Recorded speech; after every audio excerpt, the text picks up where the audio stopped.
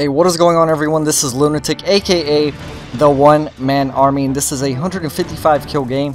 155 kills with 2 deaths, playing some ground and war domination on the map Turbine. I'm rocking the PDW with silencer and fast mags, and also my perks were Heartland and Ghost Scavenger and Engineer, using the score streak setup, the VSAT, the Lodestar, and the Swarm. This is also on the Xbox and after the patch, if that matters at all. That's really all you guys need to know about the gameplay. What I got for you guys today is another basic training series episode, and I know you guys have been waiting a long time, about a week, for me to do another one of these episodes. So here it is, and what I'm going to talk about in this episode is the Army's physical training program, their physical fitness program, the PT test I had to take.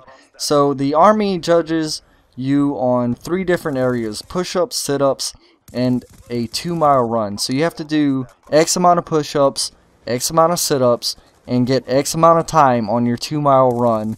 And that's basically what it is. You start some basic training, but it continues throughout your career in the Army.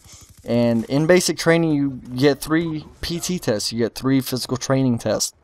And the first 2 are actually diagnostic tests, and then the third one you actually have to pass. You must pass to graduate your basic training.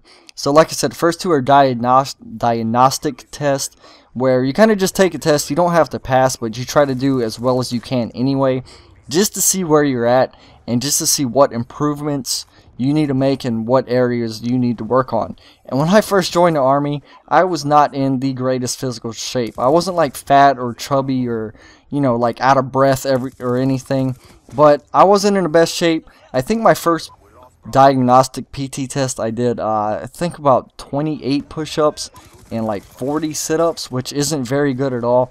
I wasn't really, like, I didn't have a lot of upper body strength when I joined the Army, so push-ups were a little bit difficult for me. Not to mention, I have like the longest arms ever, so to do a correct military push-up, you have to extend your arms all the way and then go down pretty much all the way to the ground.